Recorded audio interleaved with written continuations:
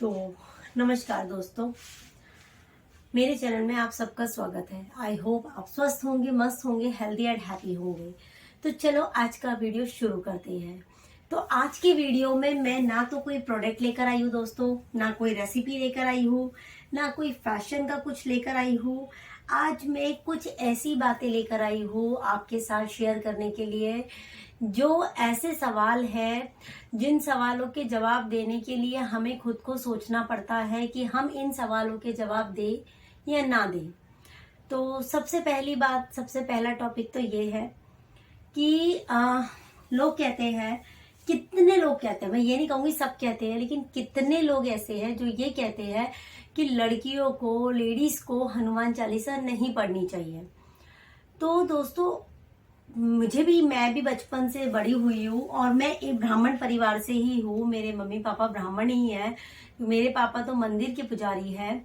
तो उस हिसाब से बचपन से ब्राह्मणों में रही हूँ। अगर मुझे ऐसा होता कि मैं गलत कर रही हूँ तो मेरे पापा भी मुझे टोकते, मेरी मम्मी ने।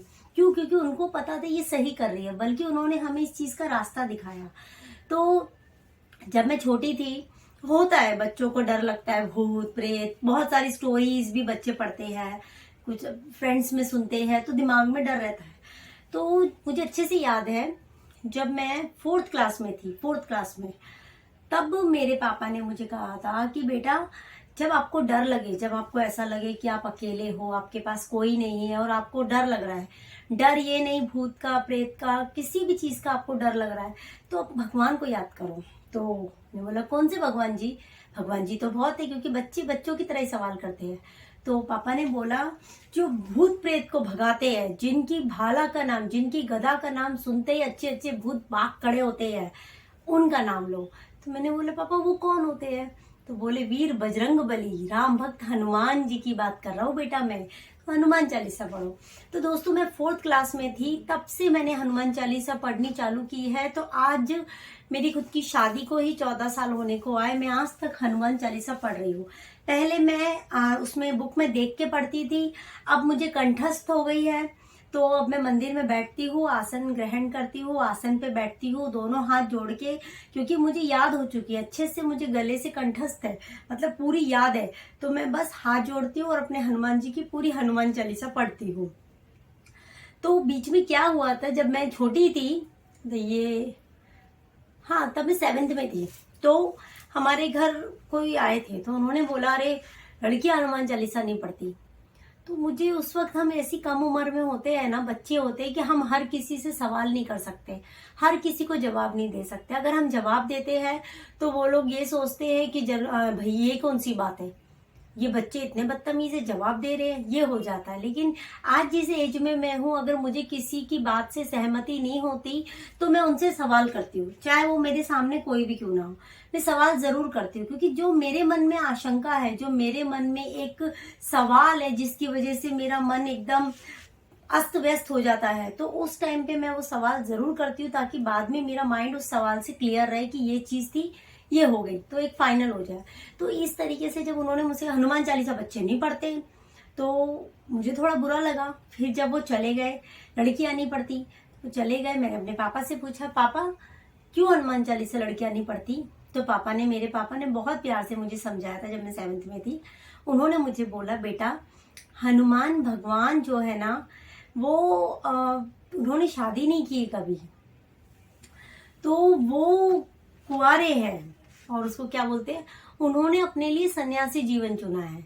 क्यों? क्योंकि उस वक्त जब वो छोटे से थे, तो उनके मन में ये चीज आई कि मेरा तो जन्म ही राम जी के लिए हुआ है, उनकी भक्ति, उनका साथ ही मेरा जीवन है। तो ये चीज के लिए उन्होंने ये चुना अपने लिए कि मुझे शादी करनी ही नहीं है, हमेशा ऐसी सन्यासी बन के रहना है।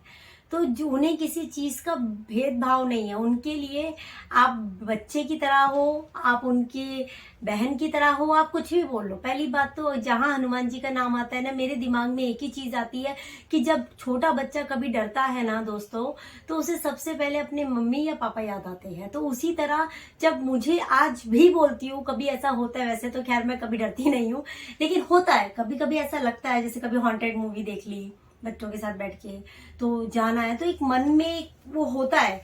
तो वो टाइम पे दिमाग में क्या आता है, हनुमान जी है ना, तो उसी टाइम जब मैं हनुमान जी का उच्चारण करने लग जाती हूँ ना, तो वो डर डर का जो एक माहौल होता है ना मेरे आसपास, वो निकल के भाग जाता है।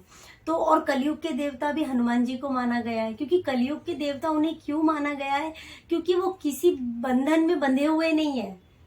ना तो उनके ऊपर पत्नी की जिम्मेदारी है, ना बच्चों की है। उनके जितने भक्त है उन्हीं को अपने बच्चों के समान मानते हैं।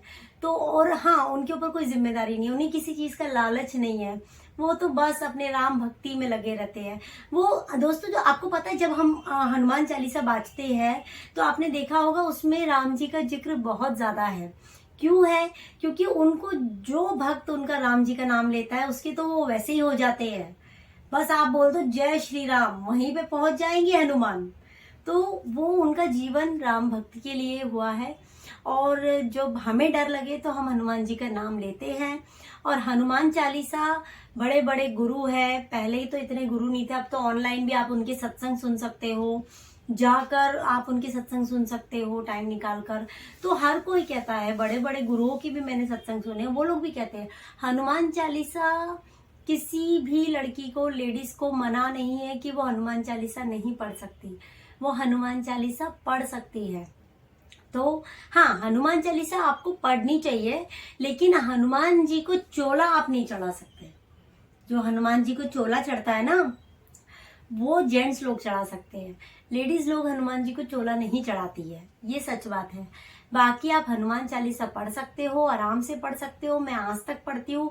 सोचो 4th स्टैंडर्ड की लड़की जो हनुमान चालीसा चालू की थी, वो आज इतने साल हो गए वो हनुमान चालीसा कंटिन्यू रख रही। तो ऐसा किसी बुक में नहीं लिखा है, खुद हनुमान चालीसा में भी ये नहीं लिखा है कि हनुमान चालीसा मत पढ़ो, लड़कियां हनुमान चालीसा नहीं पढ़ सकती, औरतें हनुमान चालीसा नहीं पढ़ सकती। हनुमान चालीसा में भी क्लियरली है, जो यह पढ़े हनुमान चालीसा होए सिद्धिसा की गौरीसा, तुलसीदास सदा हरि चेहरा कीजिए नाथ हृदय में डेरा। तो उसमें ये चीज बताई गई है, जो यह पढ़े हनुमान चालीसा, मतलब कोई भी लड़का लड़की, लेडीज, बूढ़ी, जवान, कोई भी हनुमान चालीसा पढ़ सकता है, वो सबका भला। अब बात कर लेते हैं कि सर ढक के पूजा करनी चाहिए कि नहीं करनी चाहिए।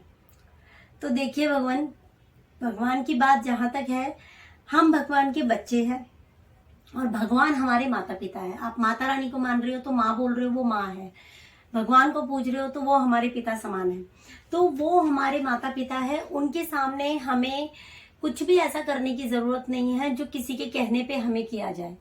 तो मैं ये नहीं कहूंगी, बिल्कुल नहीं कहूंगी कि सर पे पल्ला नहीं लेना चाहिए। भक्ति करते टाइम करना चाहिए। जब आप पूजा कर रहे हो, जब आप आरती कर रहे हो, जब आप किसी कथा को सुन रहे हो, जब आप आसन पे बैठ के कोई पूजा में लगे हो, तो वो टाइम पे हिंदू रीति रिवाज के हिसाब से ये सबसे बड़ा सत्य है कि आपको सर पे पल्ला रखना चाहिए। उसका कारण यह है कि हम जिन भगवान को पूज रहे हैं, जिनकी पूजा कर रहे हैं, हम उनको रिस्पेक्ट दे रहे हैं, उनकी रिस्पेक्ट बढ़ा रहे हैं। तो ये हमें करना चाहिए। अभी गुरुद्वारों में देखो, आप कंपलसरी हो गया है कि अगर आप लोग घर से दुपट्टा लेके नहीं जा रहे हो तो वो लोग एक ड्रम टाइप रखा रहता है, उसके अंदर वो बांधने वाले, सर पे पट्टा बांधने वाले या कुछ दुपट्टे भी रखते हैं लोग, वो पट्टा बांधने वाले भी, मतलब जेंट्स हो या लेडीज हो, कोई भी गुरुद्वारे में बिना सर ढके नहीं जा सकता। सेम यही चीज आपने देखा होगा मस्जिद में भी होता है। मस्जिद में भी लोग रुमाल बांधते हैं, नहीं तो उनकी टोपी आती है वो पहनते हैं। इसका मतलब ये नहीं है कि जबरदस्ती है, जबरदस्ती नहीं है। भगवान के प्रति हमारी रिस्पेक्ट है, हमारी श्रद्धा है, हमारी आस्था है, और हमारी उनके लिए जो एक रिस्पेक्ट होनी चाहिए अपने से बड़ों के लिए, वो बताई जाती है।